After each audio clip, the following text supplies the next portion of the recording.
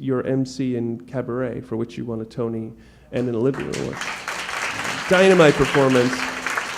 But if you're familiar with the movie Cabaret from 1972, this is a very different MC. And I've always wanted to ask you this question. There's a very powerful moment near the end when your character takes off the outfit and there's a concentration camp garb and there's a gold star and also a pink triangle.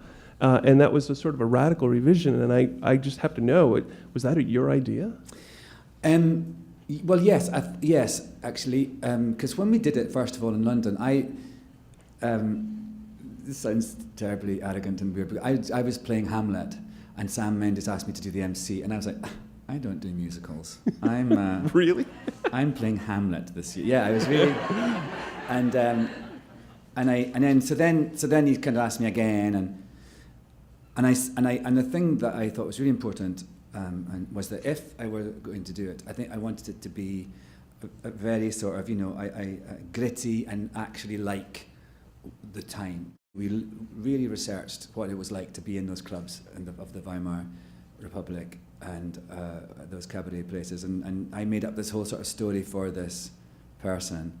And so at the end of it, I thought, what would be a good way to shock? How can you shock people about when they're in the midst of this shocking and terrible moment in the play? And actually, the idea that all this time, even though you perhaps think that he has been collaborative with the Nazis or the rise of Nazism, or complacent and complacent about deriding it.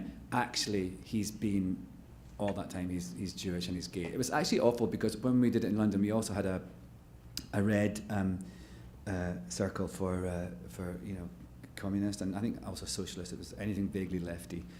They had to wear one of those badges too. When we did it in New York, people didn't understand what that meant. Oh. Isn't that awful? So we had to take it off.